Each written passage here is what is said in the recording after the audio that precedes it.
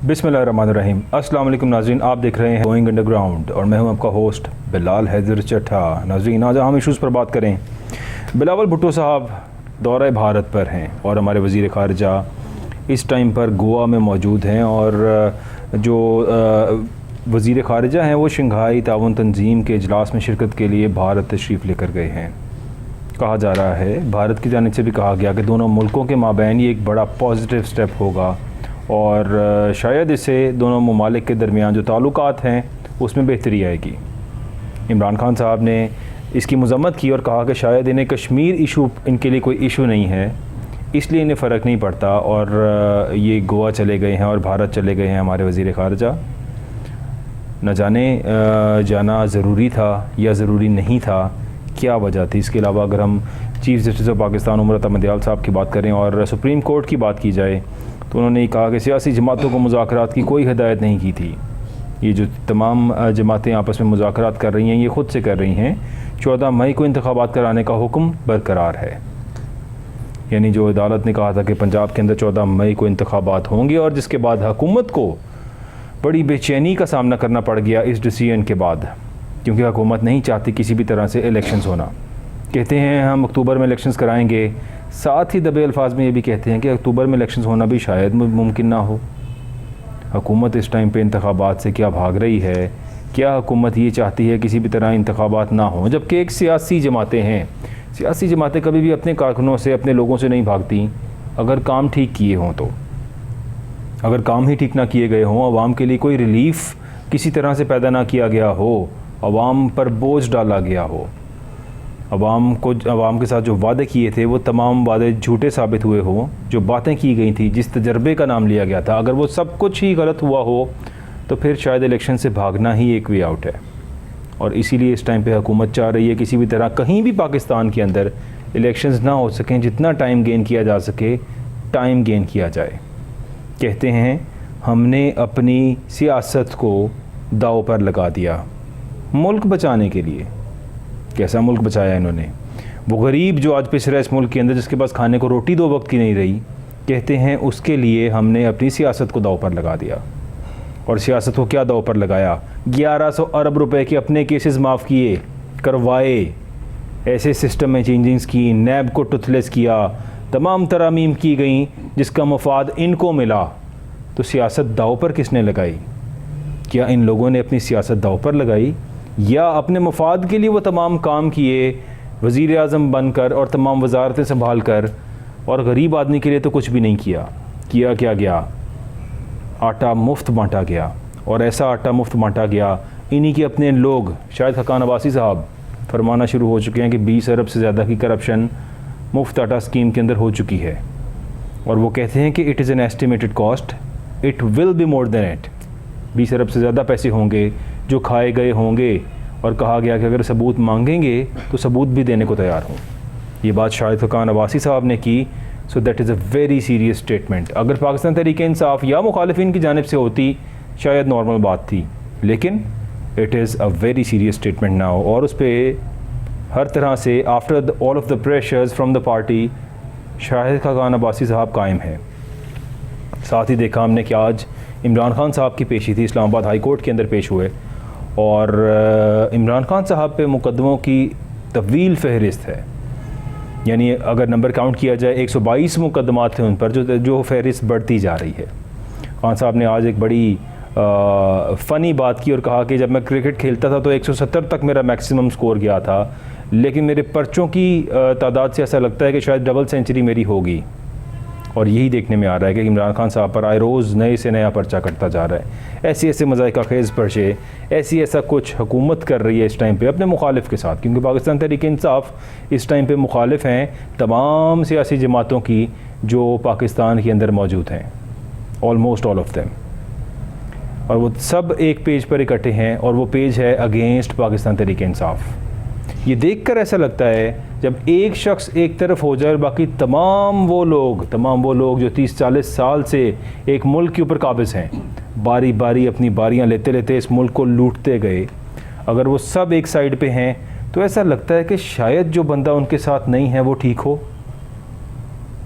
शायद वो शख्स जो उनके ख़िलाफ़ खड़ा है वो ठीक हो, क्योंकि these are all testified, already tested. ये लोग 2-2, 3-3 बार इक़्तिदार ले चुके हैं और इस मुल्क का क्या हाल है हमारे सामने है। क्या स्टोरीज़ हैं यहाँ पर, क्या बातें हैं यहाँ पर करप्शन की। इस मुल्क के अंदर हर इदारे में कहा जाता है कि शायद करप्शन होती है। ये भी कहा जाता है इस मुल्क के अंदर कि शायद कोई भी ऐसा इदारा नहीं है जो करप्शन से बचा हो, और करप्शन को बहुत ज़्यादा न्यूट्रल कर दिया गया है हमारे माशरे के अंदर। इसको करप्शन को एक बुरा अंसर समझा ही नहीं जाता। झूठ बोलना फ़ख्र की बात है, वो सियासतदान ही क्या जो झूठ ना बोले। सच क्या बोलेगा सियासतदान, सच बोलेगा तो ख़ुद से फंसेगा, तो सच बोलने की ज़रूरत ही नहीं। जो जितना अच्छा झूठा उतना अच्छा सियासतदान। आए रोज़ पार्लियामेंट के फ्लोर पर, आए रोज़ कैमरास के सामने, हर चीज़ रिकॉर्डेड है इस दौर के अंदर। सोशल मीडिया अवेलेबल है, डिजिटल मीडिया का दौर है, print media available, everything is on record, but nobody cares. रोज़ाना एक बात करते हैं, अगले दिन उसी बात की तरदीद करते हैं और बड़े फ़ख्र से ये कहते हैं कि ये तो हमारे सियासी मुहर्रिकात हैं, हमारे सियासी बयान हैं, वो जो हमने बातें की थी। यानी एक बात कही जाती है कि सियासत में कुछ भी हरफ आखिर नहीं होता। ये बात इसलिए की जाती है हरफ आखिर नहीं होता कि हमने झूठ बोलना है और कल को फिर इससे यू टर्न लेना है, including all of them. Shahbaz Sharif Sahab की स्टेटमेंट, चूँकि हमारे वज़ीर आज़म हैं और जब हुकूमत में बरसर इक़्तिदार होते हैं, तनकीद भी सबसे ज़्यादा उन पर होती है क्योंकि उनका काम है अवाम को रिलीफ़ प्रोवाइड करना, उनका काम है अवाम की बेहतरी करना, उनका काम है अवाम को तमाम बेसिक ज़रूरियात ज़िंदगी प्रोवाइड करना। चूँकि अवाम के टैक्स के पैसे के ऊपर अयाशियाँ हो रही हैं। मैंने कल के प्रोग्राम में भी बताया और आज फिर बताता हूँ कि अरबों रुपए के बैरून मुल्क दौरे हैं। सर फहरिस्त शहबाज शरीफ साहब हमारे वज़ीर आज़म साहब हैं। 8 अरब रुपए से ज़्यादा उनके बैरून मुल्क दौरों पर ख़र्च हो चुके हैं। वो उनके ज़ाती पैसे नहीं थे, अवाम के टैक्स के पैसे थे। अगर अवाम के टैक्स के पैसे के ऊपर सारा दिन चलते फिरते खाते हैं, सब कुछ करते हैं, तो फिर अवाम को रिलीफ़ भी देना चाहिए है। इस सब पे गुफ्तगू करने के लिए हमारे साथ स्टूडियोज़ में मौजूद हैं नासिर हुसैन शिराजी साहब। सर हमारे साथ मौजूद हैं हुसैन अहमद शिराजी साहब। Sir thank you so much for joining sir. और अपनी बात अब आगाज़ करूँगा हुसैन भाई, इस मुल्क में जो हो रहा है it is a miserable situation sir. और जिस तरह से सियासतदानों का जो रवैया है, कभी आपने ऐसा सुना होगा सर अपनी ज़िंदगी में कि सियासतदान ही नहीं चाहते इलेक्शंस कराना। डिक्टेटर्स के दौर में तो ये चीज़ सुनने में आई कि कहा गया 90 रोज़ बाद इंतखाबात होंगे और फिर शायद 9 साल भी इंतखाबात ना हुए। मार्शल लॉज में डिक्टेटर्स के होते हुए तो ऐसा होता है, लेकिन पहली बार ऐसे हो रहा है कि सो कॉल्ड डेमोक्रेटिक सिस्टम, यहाँ पे डेमोक्रेसी की बात करने वाले जमहूरियत पसंद लोग कहते हैं कि हम जमहूरी लोग हैं, हम वो हैं जो इस मुल्क में आइन के पासदार हैं, आइन के रखवाले हैं। वो लोग भी इलेक्शन से भाग रहे हैं ड्यू टू सर्टेन रीजंस, अपने मुफाद के लिए। अवाम को फेस करने को तैयार नहीं है क्योंकि इस टाइम पे 4 गुना महंगाई हो चुकी है इनके आने के बाद। जबकि आने से पहले ये फरमाते थे कि हमने पूरी रिसर्च की हुई है, हमने तमाम प्लानिंग की हुई है, हमारे पास तजर्बाकार लोग हैं, जब हम आएंगे तो आपको रिलीफ़ देंगे। और वो रिलीफ़ क्या दिया कि आज 4 गुना महंगाई हो चुकी है। और अब इन लोगों के पास अगली बातें हैं कि वो लैंड माइंस बिछा गया, वो ऐसे कर गया। दोबारा से मैं कहूँ, इनकी स्टेटमेंट होती थी हमने कंप्लीट रिसर्च की है तजर्बाकार लोगों के साथ, हम 6 माह के अंदर इस मुल्क की इकॉनमी को ठीक करेंगे। हुसैन अहमद शिराजी साहब, क्या स्टेटमेंट्स थी सर ये? हाँ, शुक्रिया बिलाल चाटा साहब। गुजारिश ये है कि हमारे जो आपने जमहूरियत की बात की, तो जमहूरियत की एक basic definition government of the people, for the people, by the people. तो आप इसमें ज़रा मुझे बताइए, अगर कोई भी बंदा नेक नीति से, ईमानदारी से ये देखे कि क्या पाकिस्तान में ये government of the people, for the people, by the people है? नहीं है। तो चुनाचे हम तो जमहूरियत की जो बुनियादी शर्त है, हम तो उस पर पूरे नहीं उतरते। तो उसके बाद चुनाचे हमें ये कहना कि हमारी जमहूरियत ने ये कर दिया, नहीं, बिल्कुल नहीं। फिर आपने बात की सियासतदानों की। सियासत बुनियादी तौर पे आवाम की खिदमत के लिए पॉलिसियाँ बनाने वाले लोग जो हैं, उनका एक तर्ज़ ज़िंदगी है जी। आप इस जो तारीफ़ है, इसके मुताबिक पाकिस्तान के जो सियासतदान हैं उनको जांचिए, तो मेरा ख्याल है आपके ये दोनों हाथों की उंगलियां जो है ना, ये ज़्यादा पड़ जाएंगी। वो लोग थोड़े हैं जी। यहाँ जो सियासतदान है, हमारे जो वज़ीर कानून है आज़म नज़ीर तारड़ साहब, उन्होंने आज से चंद हफ्ते पहले बयान दिया था कि मुझे बड़ी शर्मिंदगी है कि मैंने रूल्स की खिलाफ वर्जी जी। की, मैंने कवायद दो जूनियर जजेस को मैंने किसी के कहने पर, दो जूनियर जजेस को क्या स्टेटमेंट थी सर? मैंने उनको रिकमेंड कर दिया और वो सुप्रीम कोर्ट के जज बन गए। गुजारिश ये है कि आज़म नदीर तारड़ साहब, सबको पता है वो करोड़ों में फीस लेते हैं। ये जो वजारत है उनके लिए मजीद पैसे कमाने का तो जरिया बन सकती है, लेकिन ये इनकी रोजी रोटी नहीं है। बिल्कुल। तो चुनाचे उन्होंने उनका जो ज़मीर है ना, वो शायद वो नहीं है। इसका आप मुकाबला कीजिए बैरूनी दुनिया से। वो जो डोनाल्ड ट्रंप था, उसने अपना एक, वो जो FBI का जेम्स कॉमी था, उसे कोई फड्डा पड़ा तो उसने कहा कि कॉमी, मैं तुमसे वफादारी की तवक्को रखता हूँ। तो उसने आगे से जवाब दिया कि सर, आप मुझसे ईमानदारी की तवक्को रखें, वफादारी की नहीं। ट्रंप ने कॉमी को निकाल दिया, हालांकि उसके कई साल रहते थे नौकरी के। बिल्कुल। लेकिन वो अपना जो ज़मीर है उसने अपना ज़मीर मुतमईन रखा। बिल्कुल। हमारे यहाँ तो बदकिस्मती ये है कि यहाँ ज़मीर नाम का जो कोई परिंदा है वो उड़ चुका है सर। वो यहाँ होता ही नहीं सर, उड़ के चला गया, वो है ही नहीं। फिर आपने करप्शन की बात की, 20 अरब की, तो ये सिर्फ वो जो हैदराबाद का वो जो मोटरवे वाला स्कैंडल है, उसमें वो जो आशिक हुसैन साहब एक मंजर पकड़े गए हैं, तो वो उसने लिख के दिया है कि मुझसे 1 अरब 20 करोड़ रुपया ले लिया जाए और प्ली बार्गेन से मेरी जान छोड़ दी जाए। आप जरा हिसाब लगाए जी कि सिर्फ एक बंदा वो कहता है जी 1 अरब 20 करोड़ मुझसे तो ले लो, मेरी तो जान छोड़ो। बिल्कुल। तो और ये चिट मिल जाएगी सर। और ये यहाँ पे ऐसी कई एग्जांपल्स हैं प्ली बार्गेन की सर। किसी बंदे ने 10 अरब की करप्शन की है, वो 2-3 अरब की प्ली बार्गेन करके आराम से बाहर आ गया है। ये सिर्फ एक नमूना है हमारे यहाँ। और सर ये सरकारी लोग हैं। और आपने यहाँ पाकिस्तान में आज जो गुर्बत है, आप देखें यहाँ लोग किस तरह से खुदकुशियाँ कर रहे हैं। ये अभी 3 दिन पहले पाकपतन में एक औरत जो थी, वो हाई वोल्टेज टेंशन वार उसके ऊपर पोल पे चढ़ गई थी और उसने कहा था मैंने मर जाना है जी। तो उसने कहा मेरे बच्चे जो हैं कई दिनों से भूखे हैं।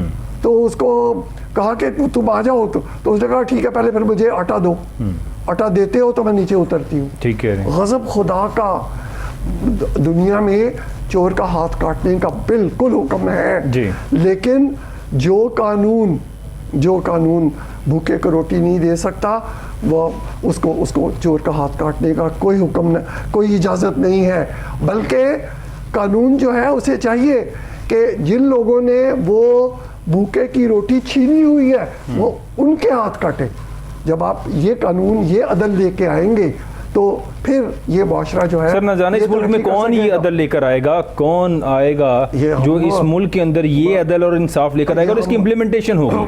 हम तो जी यहाँ पर करप्शन करने वाले लोगों को बुरा समझा जाएगा, ना कि ये कहा जाए कि ये तो सियासतदान है, उन्होंने करप्शन ही करनी है और इनका तो काम ही ये है। यहाँ पर कमिश्निंग, यहाँ पर हम देखते हैं कि अंडर द टेबल हर चीज़ की बातें होती हैं और जब किसी पर इल्ज़ाम लगता है वो आराम से कहता है कि इल्ज़ाम को साबित कर दो। अब उस इल्ज़ाम को साबित करने में मेरा ख्याल है कि कोई शख्स भी ये कोशिश नहीं करता या इस चीज़ को प्रोवाइड नहीं करता, तमाम मटेरियल कर भी दे, अदालतों से रिलीफ मिल जाता है। क्या यहाँ पे हमारे यहाँ सिस्टम है? अगर कोई शख्स किसी शख्स को पुलिस पकड़ लेती है तो वो अदालतों से जाकर रिलीफ ले लेता है, पैसे जेब में होने चाहिए। सो अगर किसी ने करप्शन की है and he has the money, it means कि he is safe in this country. यहाँ पर उसके लिए गुजारिश ये है कि ये जो मुआशरा है ना, ये बुनियादी तौर पे जो सोसाइटल चेंज है जी, इसकी बाकायदा ये पूरी एक साइंस है और इसके लिए जो कौमें हैं वो बड़ी तगोदो करती हैं। हमारे यहाँ बदकिस्मती से पिछले 2000 साल से यहाँ इस बाबत काम नहीं किया गया। ये दारुशको की शादी पे उस ज़माने में 32 लाख रुपया लगाया गया था। ये हार्वर्ड यूनिवर्सिटी जो है ना, ये चंद सौ $100 के साथ इसका आगाज़ हुआ था और फिर ये जो हार्वर्ड था उसने अपनी लाइब्रेरी और आधी जायदाद दी तो इसका नाम हार्वर्ड यूनिवर्सिटी रख दिया गया। तो लोगों ने हमारे यहाँ तो 17वीं सदी में कौन सी यहाँ तो रहने के लिए महल बनाए गए, घूमने फिरने के लिए बाग बनाए गए, बिल्कुल। अपनी हिफाजत के लिए किले बनाए गए, अपनी खिदमत के लिए कनीज़ें बनाई गई और उनकी हिफाजत के लिए ख्वाजा सरा बनाए गए। हमने हमने हमने हमने जो पाकिस्तान जो आम आदमी था उसके लिए तो हम रोटी का भी बंदोबस्त नहीं किया। ये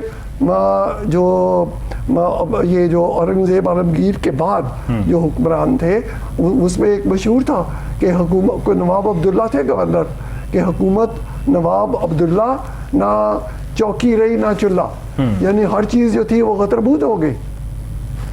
तो चुनाचे यहाँ जो कौम को बनाने के लिए जो तालीम, इल्म, शऊर, इस बाबत बिल्कुल कतई तौर पे कोई कोशिश नहीं की कि बल्कि हम ये आज भी हमारी जो अशराफिया है वो ये कोशिश करती है कि ये जो अनपढ़ लोग हैं ये अनपढ़ रहे, ये अगर पढ़ गए तो, और ये सिर्फ इसके साथ नहीं है। मैं एक छोटा सा वाकया, मैं घी कॉरपोरेशन ऑफ पाकिस्तान में किसी ज़माने में डायरेक्टर एडमिनिस्ट्रेशन एंड ऑपरेशंस था। ठीक है। जापान गया, वहाँ से उन्होंने कहा जी हमारी तरक्की जो है ना वो तालीम की वजह से है। वापस आया, एक दिन मैं गुजर रहा था तो मैंने सुना कि वो एक जो उस ज़माने में जो तनख्वाह थी वो बैंक के ज़रिए जाती थी सबको, तो वो एक ड्राइवर जो था वो किसी पीएस को कह रहा था कि यार मेरा चेक भर दे, और उसे करता ओए भाग जा, तू हर वक्त चेक लिखवाने आ जाता है, मेरे पास वक्त नहीं है, फ़र्क हुआ तो आना। ये ड्राइवर कह रहा था? ये पीएस कह रहा था, जो किसी का प्राइवेट सेक्रेटरी। ठीक है। ड्राइवर को तो लिखना नहीं आता था, ड्राइवर का नाम नसीर था, मुझे आज भी याद है। ओके। मैंने एक बोर्ड लगाया, मैंने कहा कि जो बंदा, मैं नंबर 2 था उस ज़माने में, ठीक, तो घी कॉरपोरेशन ऑफ पाकिस्तान में, मैंने कहा कि जो बंदा जिसको पढ़ना लिखना नहीं आता ना वो आए और दफ्तर के औकात के बाद 1 घंटा हर रोज़ जो डायरेक्टर साहब है ना ये खुद पढ़ाएंगे और पढ़ना लिखना सीख लो। वो एक शागिर्द मेरे पास आया, नसीर उसका नाम था, उसको मैं अपनी गाड़ी में बिठा के ले गया स्टेशनरी पे, उसको ABC 1 2 3 अरफ बे पे ये मैंने ले दिए। ठीक है। और मैं आपको यकीन दिलाता हूँ कि वो कोई 2 महीने के बाद वो अपना चेक भी भर सकता था और वो अपने दस्तखत भी कर सकता था और वो पढ़ भी सकता था उर्दू में 2 महीने में। यूनियन का जो प्रेसिडेंट था रांझा साहब थे, तो मैंने उनसे कहा, मुझे मिलते तो मैंने कहा रांझा साहब मुझे शागिर्द दें, मेरी क्लास में सिर्फ एक लड़का है, तो वो टाल देता था। एक दिन जब ऐसे ही गुजरते गुजरते मैंने उसका कहा रांझा साहब शागिर्द ना दिए आपने मुझे, वो मेरा बाजू पकड़े कहता है साथ वाले कमरे में लेकर, कहता सर मेरे तो कान पक गए ने ਤੁਹਾਡੀ ਗੱਲ सुन के, सर ये डैश डैश अगर पढ़ गए तो मेरी यूनियन कौन चलाएगा। ठीक कह रहे हैं। ये वाकया मैंने अपनी किताब बाबूनगर में भी लिखा हुआ है। तो चनाचे यहाँ जो ये सिर्फ सियासतदान नहीं, यहाँ हमारी अशरफिया के जो बेशतर लोग हैं उनका अपना मफाद इसमें है कि ये जो लोग हैं ये अनपढ़ रहें, ये जाहल रहें, लेकिन ये इनको नहीं पता कि अल्टीमेटली जब ये जहाज़ अगर खुदा ना करे में ख्वाब ये अगर कहीं डूबा तो फिर तो सारे डूब जाएंगे, रहेगा कोई भी नहीं, जाहिर है। अगर तो चुनाचे यहाँ हमें सोसाइटल चेंज के लिए कोशिश करनी पड़ेगी, वक्त देना पड़ेगा।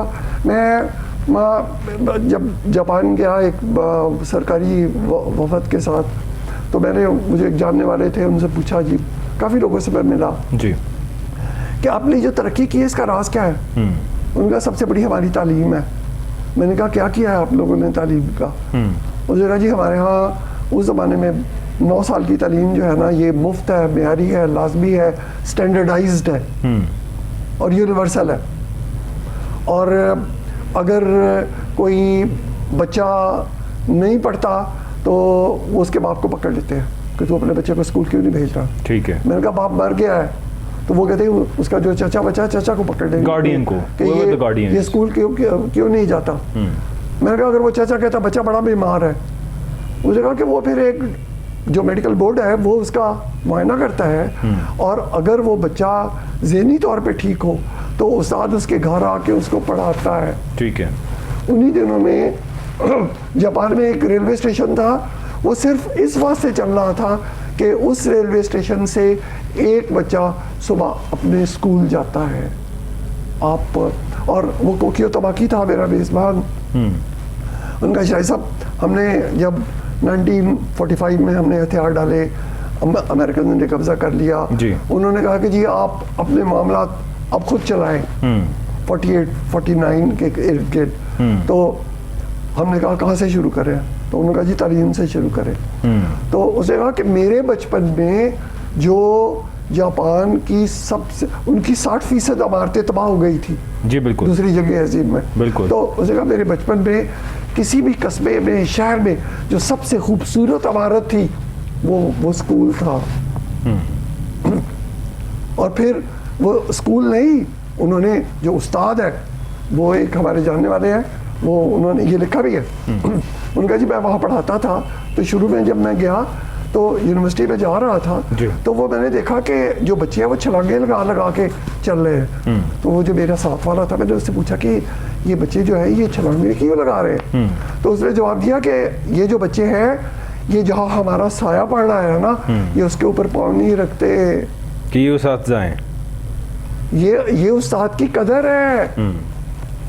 जापान ऐसे ही उन्होंने एटम बम खाए हैं, दुनिया में वाहद कौम, ठीक है, लेकिन अब फिर वो दुनिया की जो 10 तरक्की याफ्ता कौमें उनमें वो शामिल है। बिल्कुल ऐसे ही। और हम एटम बम बना के सारी दुनिया की हमें दुनिया जूते मार रही है आजकल। सच्ची बात तो ये है, दुनिया में कोई बड़ी कॉन्फ्रेंस जो है उसमें हमें कोई बुलाता नहीं है। ये हम तो अब फकीर है, हमारी शक्ल देख के तो अब वो हमारे वजीर आज़म शहबाज शरीफ साहब ने भी कहा कि मुझे वो लोग कहते हैं जी ये मैं भीख मांगने आ गया। तो आप ये जो कौम है अगर आपने इसको बनाना है तो इसके लिए यहाँ एक तालीम और दूसरा इंसाफ आपको लाना पड़ेगा।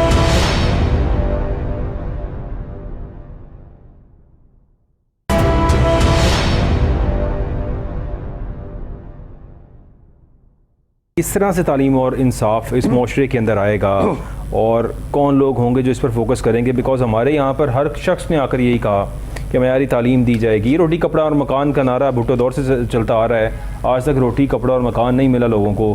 तालीम का मयार किस तरह से ठीक होगा? यहाँ पर वज़ीर ख़ारिजा बिलावल भुट्टो साहब भारत के दौरे पर हैं, हुसैन अहमद शिराजी साहब वज़ीर ख़ारिजा हैं हमारे और गोवा में मौजूद हैं इस टाइम पे, और शंघाई कॉन्फ्रेंस हो रही है वहाँ पर। किस तरह से आप देख रहे हैं सर, ये क्या रीज़न क्या है बिलावल साहब की वहाँ जाने की, जबकि हमारी कश्मीर टेंशन्स चल रही हैं? G20 समिट जो आ रहा है वो कहा जा रहा है शायद श्रीनगर में होगा और उसके अंदर तमाम मुल्कों को वहाँ पर इनवाइट करने की कोशिश की जा रही है कि वो समिट वहाँ पर रखा जाए, दुनिया को दिखाया जाए कि Kashmir is a peaceful place और भारत बड़ा बेहतरीन तरीके से कंट्रोल कर रहा है कश्मीर को। बिलावल भुट्टो साहब का जाना किस तरह से देख रहे हैं आप सर वहाँ पर? देखिए गुजारिश ये है कि जो हमसाए हैं उनके साथ ताल्लुकात तो अच्छे रखने चाहिए, ठीक है, और कोशिश करनी चाहिए कि उनके साथ हमारा ज़्यादा झगड़ा वगड़ा ना हो, बजाय इसके कि हम कहीं बरास्ता दुबई टमाटर और प्याज मंगवाएं तो हम यहाँ अगर बागा बॉर्डर से ले ले तो हमें बहुत सस्ता पड़ेगा, ठीक है। लेकिन अब सूरत हाल ये है कि भारत अब दुनिया की बहुत जो आने वाले दिनों में बड़ी ताकत है वो अब बन गया है जी। और हम जैसा मैंने अर्ज़ किया, हम तो कशकोल लेके सारी दुनिया के पीछे भागते फिर रहे हैं कि भाईजान अल्लाह का UAE वालों हमें $1 अरब दे दो, हमें $2 अरब दे दो। शहबाज शरीफ साहब कहते हैं ना, मैंने बड़ी हिम्मत की और कहा भाईजान एक नहीं $1 अरब अगर दे दे तो बड़ी मेहरबानी होगी। हाँ, तो चुनाचे वो जहाँ में मांगने वालों के ऊंचे सर नहीं रहते, हम भीख मांग के दुनिया में अपना सर ऊंचा करना चाहते हैं। बिलावल भुट्टो साहब वहाँ जाएं ना जाएं ये टोटली अब इमैटेरियल है, इससे कोई फ़र्क नहीं पड़ने वाला, इस वास्ते कि भारत अब अमेरिका और के साथ उनका स्ट्रेटेजिक पार्टनर है, बिल्कुल है, उनका मुआहदा है। और हमारे जो हालात हैं, हमें IMF वाले इसहाक डार साहब ने 10 फरवरी से कहा था कि 4-5 दिन में ये स्टाफ लेवल एग्रीमेंट हो जाएगा। और आज 3 महीने हो गए, 3 महीने हो गए जी, बिल्कुल। वो स्टाफ लेवल एग्रीमेंट दूर दूर तक नज़र नहीं आ रहा, बल्कि वाशिंगटन पोस्ट ने आज से चंद दिन पहले जो हमारी पाकिस्तान की लीक्स की है हिना रबानी खर की और वज़ीर आज़म साहब के एक एड की, हिना रबानी खर साहब ने ये कहा है कि चीन और अमेरिका के साथ कोई दरमियानी रास्ता निकालना जो है ना, वो अब हमें कोशिश नहीं करनी चाहिए जी। और मगरिब को खुश करने से अब हमें गुरेज करना चाहिए। और वो जो और अब चीन जो है ना, उससे हमें कोई अगर मदद मिल सके तो मिल सकती है। इसी तरह से वो एड वाला भी है कि अगर यूक्रेन के मामले पे जनरल असेंबली में हमने वोट दिया रूस के खिलाफ, तो ये जो हम तेल वेल ले रहे हैं उनसे, वो जो माहदे हैं वो ख़तरे में पड़ जाएंगे जी।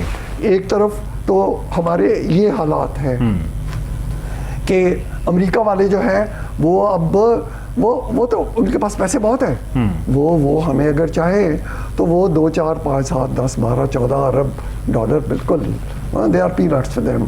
सर लेकिन जो बाइडेन साहब की भी रिसेंट स्टेटमेंट भी है, उन्होंने ये कहा कि शायद अमेरिका जो है वो डिफॉल्ट होने के करीब है। अब ये भी उन्होंने वो तो गुजारिश है ना, वो तो उनके जो अंदरूनी पॉलिसियाँ हैं वो उनसे कहते हैं कि जो बाइडेन साहब, आप जो अवाम के फलाह व बहबूद जो निचला तबका है उस पे जो पैसे खर्च करना चाहते हैं आप ना करें, ठीक है। और वो पैसे जो है ना वो कर्जे से आएंगे, तो चुनाचे अगर कर्जा नहीं मिलेगा तो वो डिफॉल्ट कर जाएंगे, ठीक है। तो लेकिन उनका खेल और है, वो तो अगर अपने डिफेंस वो जो उनका जो एक्सपेंस है उसको अगर वो कम करे तो वो ठीक हो जाएंगे, बिल्कुल ठीक। उनको क्या फर्क पड़ता है? उनका वो जो हालात है ना, वो जैसे मैंने आपसे अर्ज किया, वहाँ अभी भी अमेरिका से मोहब्बत करने वाले लोग जो है ना अमेरिका में बहुत हैं, हमारे यहाँ नहीं है। तो अमेरिका इधर चला गया, भारत के साथ जो है वो बड़ी और फिक्र की आज ज़रूरत है। वहाँ भारतीय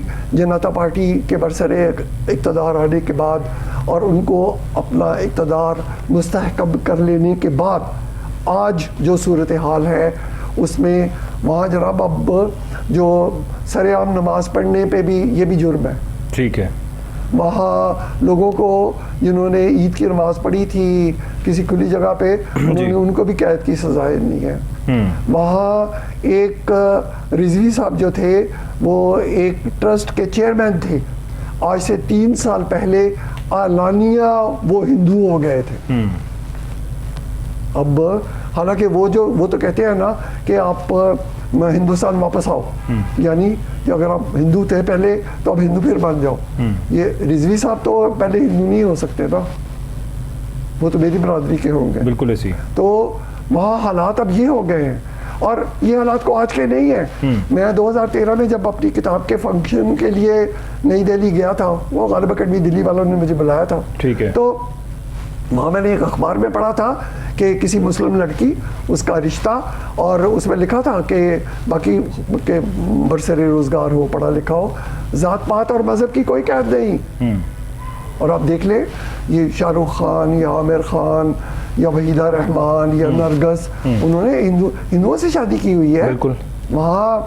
तो ये आज जो, और अकबर बादशाह ने 100 हिंदू औरतें अपनी बीवियाँ बना के रखी हुई थी, और हम मुसलमान वो हैं जिनका अगर साया हिंदू पे पड़ जाए तो वो कहते हैं ये मलिच है, हम नापाक हो गए हैं, बिल्कुल। और तो ये हिसाब लगाए कि हम 100 वो हिंदू औरतें थी इसके हरम में। जहांगीर जो था वो जोधाबाई का बेटा था, जो मानसिंह की बहन थी, रोजियापुर की रियासत जो थी, उसका जो वाली था उसकी बेटी थी ये। तो चुनाचे उनका बड़ा सदियों का हिसाब है। आज पाकिस्तानियों के लिए ये बड़े सोचने की बात है कि वो 1971 में कहा गया था कि centuries of slavery have been partially avenged. तो ये पाकिस्तानियों को खुदा का खौफ करना चाहिए, हमारे जो लीडर हैं उनको खुदा का खौफ करना चाहिए। ये जो मुल्क है इसकी बका के लिए, इसकी सलामती के लिए, इसके तहफ़्फ़ुज़ के लिए, और इसके लिए कोशिश करनी चाहिए, और कोशिश किए बगैर कुछ नहीं होगा। अगर हम ये समझें कि वो इसाक डार साहब ने कहा था जी अल्लाह मियाँ ने ये मुल्क बनाया, वही इसकी करेगा, तो वो भी जब उनके बस से चीज़ें बाहर हुई, जिस तरह क्योंकि बेतहाशा झूठ बोला हुआ था और कहा था मैं आऊँगा डॉलर को ऐसे कंट्रोल करूँगा जिस तरह पता नहीं डॉलर उनके घर का मुलाजिम है, और जिस तरह डार साहब कहेंगे वैसे डॉलर चलेगा। डॉलर की क्या जरूरत है डार साहब को ना कर ले। जब वो सब बातें आगे से नलीफाई हुई हैं और वो सब झूठ साबित हुआ है, तो फिर उसके बाद मेरा ख्याल है कि डार साहब को ये कहना पड़ गया मजबूरन कि अल्लाह ने ये मुल्क बनाया था और अल्लाह इस मुल्क की हिफाजत करे। लेकिन अल्लाह ताला ने कुरान पाक में ये भी तो कहा है कि इन्नल्लाह ला युगय्यिरु मा बिकौमिन हत्ता युगय्यिरु मा बिअनफुसिहिम, कि अल्लाह ताला किसी खुदा ने आज तक उस कौम की हालत नहीं बदली ना हो जिसका ख्याल आप अपनी हालत के बदलने का। बिल्कुल ठीक तो है, ये भी तो अल्लाह का फरमान है ना। बिल्कुल बेशक अल्लाह का फरमान है, लेकिन यहाँ पर सियासतदानों पर जब खुद पे कोई बात आती है तो कोई ना कोई बहाना ढूंढते हैं। वो जिस तरह से हुकूमत अभी बहाना कर रही है और कह रही है कि हमारे पास फंड्स अवेलेबल नहीं है इलेक्शंस कराने के। हाँ, आज सुप्रीम कोर्ट की जानिब से कहा गया है कि 14 मई को इंतखाबात कराने का हुक्म बरकरार है, यानी इसमें किसी किस्म की कोई चेंजिंग अभी तक नहीं हुई है, और शायद ऐसा लग रहा है कि चीफ जस्टिस साहब कोई चेंजिंग करना भी नहीं चाह रहे हैं। सियासी पार्टीज़ के मुज़ाकरात की बात की जाए तो 3 राउंड्स हुए, और 3 राउंड्स होने के बाद भी बेनतीजा रहे वो तमाम तीनों सेशंस, और किसी भी तरह पार्टीज़ आपस में एक अपना इख्तलाफ राय ख़त्म नहीं कर सके, किसी एक डेट पे डिसाइड नहीं कर सके। सर क्या लगता है आपको हुसैन अहमद शराजी साहब कि यहाँ पर इलेक्शंस का जो मामला है, चाहिए तो ये क्योंकि तमाम सियासी पार्टीज़ हैं और सियासत करें, अवाम के सामने अपने आप को प्रेजेंट करें और इलेक्शन से भागना नहीं चाहिए है, लेकिन यहाँ पर जो एक रविश बनती जा रही है, यानी आइन कहता है 90 रोज़ में इंतखाबात हों, आइन को पामाल करने के लिए कहा जा रहा है कि किसी भी तरह 90 रोज़ में इंतखाबात ना हों, और अगर एक बार नहीं होंगे तो फिर आइंदा भी यही मैसेज बन जाएगा, आइंदा भी यही सिचुएशन बन जाएगी। आराम से आप कह सकते हैं कि यहाँ पर फंड्स अवेलेबल नहीं हैं, यहाँ पर सिक्योरिटी के इश्यूज़ हैं, सो हम इलेक्शंस नहीं गिरा सकते। हमने देखा कि टर्की के अंदर हमारे बरादर मुल्क है, वहाँ पर ज़लज़ला आया, इतनी तबाहकारी हुई, उसके बावजूद भी उन्होंने कहा इलेक्शंस अपनी तारीख पर होंगे, उसमें कोई रद्द-बदल नहीं है। बड़ा आसान था तैयब उर्दवान साहब के लिए भी, वो भी कहते कि एमरजेंसी की सिचुएशन है, हमारे मुल्क में ज़लज़ला आया है, तबाहकारियाँ हुई हैं, लिहाजा 2-3-4 साल रहने दें इलेक्शंस को, फिर देखेंगे क्या करना है। हुसैन अहमद शराजी साहब, क्या हमें भी उर्दवान जैसा कोई लीडर चाहिए यहाँ पर सर? हाँ जी, उर्दवान जैसा। देखिए, गुजारिश ये है कि दुनिया में कौमों की जो तब्दीली या तरक्की है, उसके लिए अगर आप तारीख़ी तौर पे देखें तो यकीनन एक आदमी तो अल्लाह ताला भेजता है। एक हमारे पैगंबर जो थे, नबी थे, नबी करीम सल्लल्लाहु अलैहि वसल्लम, हज़रत यीशु मसीह, हज़रत इब्राहीम, हज़रत मूसा, दुनियावी तौर पे देख लें जॉर्ज वाशिंगटन, तमाम कौमों के लीडर्स थे, गैरीबाल्डी, नेपोलियन बोनापार्ट, ये फ्यूजी जापानियों का, तो हमारे कायदे आज़म मोहम्मद अली जना, बिल्कुल।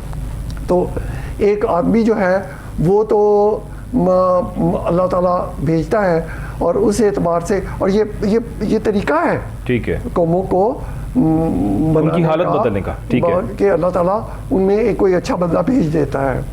वो किसी ने कहा था ना कि अगर कांग्रेस के पास 100 नेहरू और गांधी होते, और मुस्लिम लीग के पास 100 नेहरू और गांधी होते, और कांग्रेस के पास एक जना होता तो बड़े सगीर तकसीम ना होता। तो चुनाचे इस तरह का एक आदमी कहीं से अगर आ जाए तो एक तो तरीका ये है। दूसरा तरीका है वो इंस्टीट्यूशंस बनाती है कौमें, ठीक है। जापानी जो थे ये 80s में 90s में उनके बहुत से वजीर आज़म जो थे वो इस बुनियाद पे मुस्ताफ़ी हुए कि वो करप्शन करते थे, वो रिश्वत लेते थे, ठीक है। उन्होंने दाश्ताएँ रखी हुई थी, एक के तो दाश्ता में से बच्चा भी था, तो लेकिन उसके बावजूद जो जापान है वो उसी तरह से चल रहा था। बिल क्लिंटन और मोनिका लेविंस्की ओवल ऑफिस में जो भी करते थे, लेकिन वहाँ इंस्टीट्यूशंस बने हुए हैं, ठीक है, और वो इंस्टीट्यूशंस जो है वो काम करते रहते हैं। वो चर्चिल से दूसरी जंग अजीम के दौरान उन्होंने पूछा कि जी मर गए, लुट गए, बर्बाद हो गए, हर तरफ बमबारी, जो मैदान जंग है महाज पे किसी का बेटा मर गया, किसी का भाई मर गया, किसी का शौहर मर गया, तो उसने कहा क्या बनेगा? तो उसने कहा अदालतें खुली हैं, उन्होंने कहा अदालतें तो खुली हैं, इंसाफ हो रहा है, उन्होंने कहा इंसाफ तो हो रहा है, तो उसने कहा फिक्र मत करो, सब ठीक हो जाएगा। तो एक पोस्टुलेट ये भी है कि यहाँ पे जो अदालतें खुली हैं, आज अदालतें ही अगर देखा जाए सबसे ज़्यादा तनकीद अदालतों पर हो रही है, बाकायदा चीफ जस्टिस का नाम लेकर मलाइन किया जा रहा है जजेस को। और अब तो हमने देखा कि गुज़िश्ता 2 जो पार्लियामेंट के सेशंस थे, वज़ीर दिफा ख्वाजा आसिफ साहब की बात की जाए, शाहिद खान अब्बासी साहब की भी बात की जाए, उन्होंने कहा कि जजेस को पेश करना चाहिए है पार्लियामेंट के अंदर, यहाँ पर पेश हों और जवाब दें। ये हमसे जवाब मांगते हैं, हमसे हमारा रिकॉर्ड तलब कर रहे हैं, तो फिर हम इनको पेश करेंगे। तौहीन पार्लियामेंट का एक नया कॉन्सेप्ट सर, ये एक नई चीज़ इंट्रोड्यूस हो रही है जिसको कहते हैं तौहीन पार्लियामेंट। ऐसा तो पहले कभी सुना भी नहीं इस मुल्क के अंदर सर। क्या वजूद होगा तौहीन पार्लियामेंट का? जो पार्लियामेंट करना चाह रही है, ना 2/3 मेजॉरिटी है इनके पास कि ये ऐसी कानून साजी कर सकें, उसके बावजूद कोई अपोजिशन नहीं है वहाँ पर। अपोजिशन में बैठे बड़े मज़ाइका खेज़ अपोजिशन लीडर्स हैं, राजा रियाज साहब और पब्लिक अकाउंट कमेटी के चेयरमैन नूर आलम खान साहब को देख रहे हैं। तमाम वो लोग जो फ्लोर क्रॉसिंग करके आए हैं। अगर गैरतमंद सियासतदान हो और फ्लोर क्रॉसिंग करे तो मेरा ख्याल है उसको डूब मरना चाहिए है कि उसने फ्लोर क्रॉसिंग की, कि किसी पार्टी के नाम पर वोट लेकर आया और अब उसी से इख्तिलाफ़ किया। इख्तिलाफ़ बनता था, इख्तिलाफ़ करते, रिज़ाइन करते, आज़ाद इलेक्शन लड़ते, दोबारा से जीतते, फिर आते आगे और आकर कहते कि ये देखें हम डंके की चोट पर जीत के आए हैं, अवाम हमारे साथ है। वोट किसी लीडर के पीछे लग कर लिया आपने, बाद में अपने मफादात के लिए फ्लोर क्रॉसिंग की। राजा रियाज साहब फरमाते थे ना कि मैं नून लीग की टिकट पर आऊँगा। आज तो नून लीग भी शायद उन्हें टिकट देने को तैयार नहीं है और अब उनके तेवर बदल गए हैं, क्योंकि उन लोगों को पता था कि वक्ती फ़ायदा लेना है इस शख्स से, इसको साथ दिया जाए। और फिर पार्लियामेंट में खड़े होकर बाकायदा तकरीबन रोते रहे वहाँ पर पार्लियामेंट में, कहते रहे कि ये लोग आज मुझे पहचानते भी नहीं हैं, मेरी वजह से ये लोग, इन लोगों की गाड़ियों पे झंडे लगे, वरना इन्होंने जेलों में होना था। और फिर जब वोट ऑफ कॉन्फिडेंस की बात आई है तो फिर दोबारा से उनके साथ मिल गए। और शहबाज शरीफ साहब ने उनका शुक्रिया अदा किया राजा रियाज साहब का कि आप कमाल के अपोजिशन लीडर हैं, अल्लाह हमेशा हमें आप जैसा अपोजिशन लीडर दे के रखे और हम सुकून से बैठे रहें। वो गुजारिश ये है जी कि जैसा मैंने आपसे अर्ज़ किया कि यहाँ जो पाकिस्तान की सियासत या जमहूरियत जो है ये अवाम की खिदमत के लिए नहीं है। ये तो अभी वो मैंने आपको आज़म नज़ीर तारड़ साहब की मिसाल दी ना, बिल्कुल, कि वो और ये सिर्फ ये आज़ाद कश्मीर में क्या हुआ जी, PTI के 31 अरकान थे और जब जो तनवीर इलियास साहब जो थे वो प्राइम मिनिस्टर थे, तनवीर इलियास साहब हटे तो सिर्फ वहाँ पे 4 धड़े बन गए हैं PTI में। बिल्कुल, जो पिछले कई सर जो शख्स वज़ीर आज़म आया वो किसी पार्टी की है ही नहीं, वो पता नहीं किस पार्टी के। हाँ, तो और सिर्फ 7 लोग जो है ना वो क्योंकि गालिबन उनको किसी धड़े ने एक्सेप्ट नहीं किया तो वो आके ज़बान पाक में इमरान खान साहब से मिले हैं। ठीक है, अल्लाह खैरसला। और ये जो सियासत है बुनियादी तौर पे ये अवामी की खिदमत के लिए बिल्कुल नहीं है सर। यानी 52 में से 51 में से 48 लोगों ने वोट किया उस शख्स को जो किसी पार्टी का ही नहीं था। वो जी मैनू नोट वहाँ मेरा मूड बना है, सीधी सी बात है। अच्छा, वो जो आपने सुप्रीम कोर्ट लेकिन यही बात तनवीर इलियास साहब के आने पर भी की गई थी, जब तनवीर इलियास साहब बने, कहा गया कि शायद करोड़ों रुपए बांटे गए हैं, तनवीर इलियास साहब को वज़ीर आज़म बनाया गया है, वो भी यही था। तो यहाँ पर तो पैसे की बेस पे ही सब कुछ हो रहा है जो हो रहा है। इसी तरह मेरा ख्याल है पाकिस्तानी पार्लियामेंट की बात करें तो वहाँ पर भी सिचुएशन यही है सर। वो गुजारिश ये है जी कि आपने वो सुप्रीम कोर्ट की बात की तो जस्टिस बंदयाल साहब, जस्टिस मुनीब अख्तर साहब, जस्टिस एजाजुल हसन साहब, ये तीनों उस 5 मेंबर बेंच का हिस्सा थे जिन्होंने इमरान खान की हुकूमत रात के 12 बजे ख़त्म की थी। बिल्कुल, तो तब तो इनकी सर तारीफों के तांते बांधे जाते थे कि ये तो कमाल लोग हैं, ये तो बहुत सच्चे लोग हैं, जैसा तो जज कोई नहीं है। लेकिन हाँ, गुजारिश ये है ना कि यहाँ असूल के साथ, इंसाफ के साथ कोई नहीं है। यहाँ सब लोग अपने ज़ाती लालच के लिए हैं। और सुप्रीम कोर्ट के जजों की जो आपने बात की, ये जो लांडी जेल में जब नवाज शरीफ साहब कैद थे तो एजाज हुसैन बटालवी साहब इनके वकील थे, ये किस्सा बटालवी साहब ने खुद सुनाया। उन्होंने कहा कि जब ये हाई कोर्ट में गए तो उन्होंने पूछा बटालवी साहब से, नवाज शरीफ ने, कि बटालवी साहब ये जो जज हैं पंजाबी में, जज जड़े ने ज़मीन ते पैर लाएंगे, यानी कोई इस्तकाबत दिखाएंगे। तो बटालवी साहब ने आगे से जवाब दिया कि जब आपने इनको भर्ती किया था तो क्या ये खसूसियत देखी थी? ये झगड़ा, सारा झगड़ा यहाँ से शुरू होता है। अल्लाह खैरसला। तो इसी तरह फिर जूनियर जजेस की बात आज़म नज़ीर तारड़ साहब करते हैं कि मैंने लगाए थे, वो भी शायद फिर इसीलिए लगाए। यही है। और ये अब आप तो हालात देखें ना ये अगरचे सुप्रीम कोर्ट जो था उसका पीआरओ थे, उसने तो कहा है कि ये बात गलत है, लेकिन ये नसीम ज़ारा, अहमद मीर, इन्होंने बहुत से अपने प्रोग्राम्स पे कहा है कि यहाँ वॉक करते हुए जो हमारे जो चीफ जस्टिस और जो अब बनने वाले चीफ जस्टिस, इन्होंने एक दूसरे पे को बुरा भला कहा है, गालियां दी हैं, बल्कि छड़ी लेके हमला करने की कोशिश की है। तो इसके बाद फिर और आपने इलेक्शन की बात की। इलेक्शन, वो एक बच्चा जो था ना, वो बस पे चढ़ा, उन्होंने कहा मुझे आधा टिकट दे दो। कंडक्टर ने कहा तुम्हारी उम्र कितनी है? उन्होंने कहा मैं 12 साल से कम हूँ। तो उसने कहा, देख के उसने कहा कि 12 साल के कब हो गए? तो उसने कहा जब मैं बस से नीचे उतरूंगा।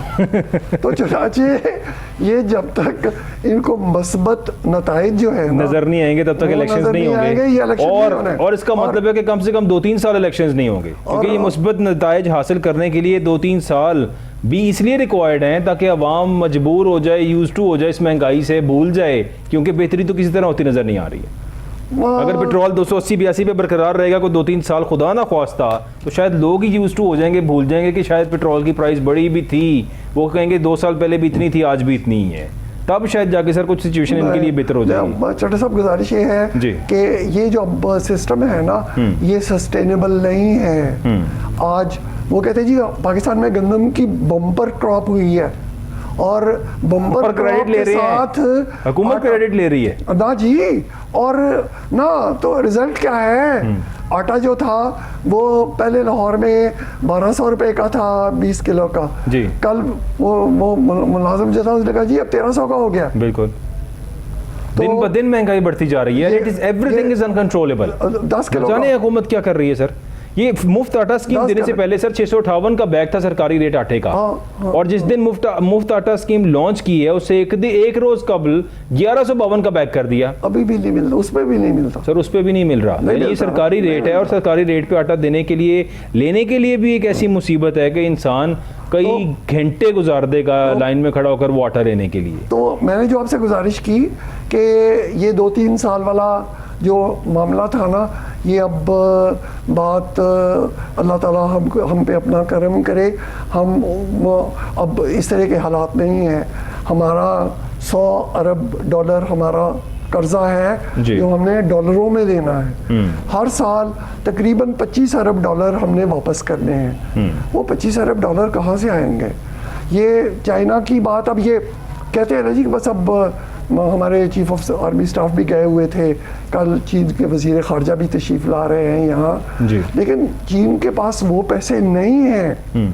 चीन ने तो हमारा जो इंडिपेंडेंट पावर प्रोजेक्ट उन्होंने यहाँ लगवा के दिए हुए हैं IPPs, वो उसमें जो ओवर इन्वाइसिंग है वो तो जिस दिन इस कौम की उसकी तफसीलात आएंगी कौम की आंखें खुल जाएंगी। वो उनके तो अपने लोग अभी भी गुर्बत की लकीर से नीचे हैं। और अब हमारे जो सियासतदान है बदकिस्मती से ये पाकिस्तान का मफाद नहीं देखते। अब उन्होंने फिर एक वो काशीगर गवादर रेलवे लाइन उन्होंने कहा ये बनाते हैं 58 बिलियन डॉलर से। बाबा चीनी हिमालय से ऊंची और शहद से मीठी और समुंदरों से गहरी दोस्ती हुजूर वाला, आपको उस रेलवे लाइन की ज़रूरत है। वो 1 बेल्ट 1 रोड आपके फ़ायदे के लिए है। बिल्कुल, कि आप जो उधर साउथ चाइना की जो पोर्ट्स हैं उनकी बजाय आप चाहते हैं कि आप इधर से अपनी इंपोर्ट एक्सपोर्ट कर सके। तो आप बना ले। हाँ, वो कहेंगे जी आप कर्जा दे, हमसे कर्जा ले, हम आपको ये रेलवे लाइन बना के देते हैं और फिर आप हमारा कर्जा हमें वापस करें। तो ये इस तरह की पॉलिसियाँ, मैं तो हैरान हूँ कि ये किसी को इस तरह का कोई सजेशन देने की इस लुटे पुटे मुल्क को ज़रूरत कैसे, उसकी हिम्मत कैसे हुई है कि आप कहें कि जी 58 बिलियन डॉलर अब हम आपको और कर्जा देते हैं। ठीक है, क्यों? हमने क्या करना है? हमें नहीं चाहिए। ट्रेन तो आपके फायदे के लिए है, कार्गो का सामान आपका लेकर जाएगी बेसिकली। और उनका वो बहुत बड़ा गवादर से ये जो Kashgar Africa, sir, it is going to save मेरे ख्याल ऑलमोस्ट 30-35 डेज का जो इनका ट्रैवलिंग हाँ, टाइम था, 40 दिन लगते थे उस रूट से आने में, वो टाइम सेव होगा, इनकी कॉस्ट सेव होगी, सारी बचत चाइना की है। हमें बाद में अगर ये टोल भी पे करते रहेंगे और वो भी टोल इन्हीं के पास चला जाएगा जो हमें कर्जा देंगे ये उसके मद में। नहीं, हम तो वो गुजारिश ये है कि हमारे यहाँ जो पॉलिसियाँ लोग बनाते हैं जी। वो मुल्क और कौम का मफाद नहीं देखते।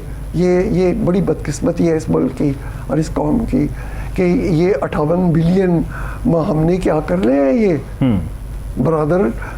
शायद से मीठी दोस्ती, आपकी बड़ी मेहरबानी है।